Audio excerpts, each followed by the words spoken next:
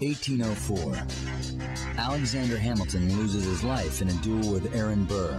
New York State ratifies the 12th Amendment to the Constitution, and an institution is founded that will serve as the collective memory of New York City. Museums reflect the cultural identity of a community, but it is not the structures that hold our interest, but what lies inside. Exhibits that showcase our diverse society. The New York Historical Society is New York's oldest museum.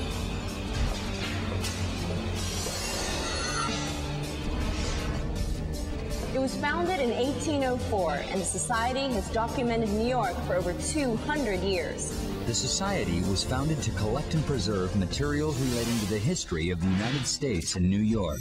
The New York Historical Society was set up just about the time that the most famous people of the Revolution were dying. And what happened was the revolutionary wannabes, who didn't get to fight in it because they were too young, decided that they could at least preserve the glorious deeds of the men who did.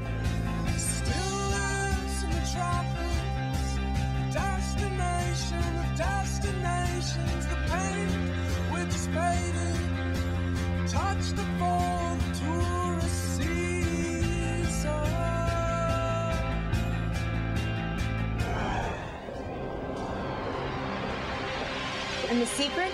This museum contains more than $1 billion worth of extraordinary art.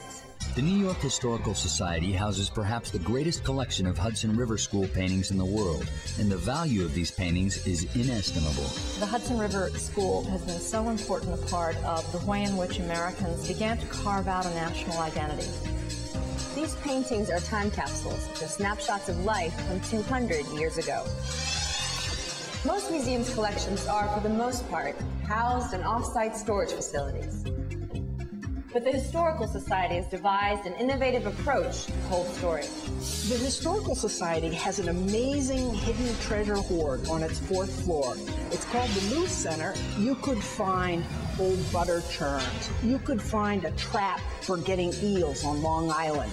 You can find things that remind you of New York in the Gilded Age, when it was the most luxurious spot on earth. At the Luce Center, it's dense. It's wonderfully dense. And these thousands of works paint a vivid picture of life in New York City over its 400-year history. For a long time, the New York Historical Society thought that a painting of a very ugly woman from the 19th century was actually an early governor of New York named Lord Cornbury, dressing up in women's clothes. People who hated Lord Cornbury wrote nasty letters home to the Queen in England saying that he does horrible things, and one of the horrible things he does is parade around New York in women's clothes. It was on that basis that for years this portrait was identified as him. The New York Historical Society contains one of the most impressive collections of art and artifacts found anywhere. So I'm on a mission to find old New York. Secrets of New York will continue.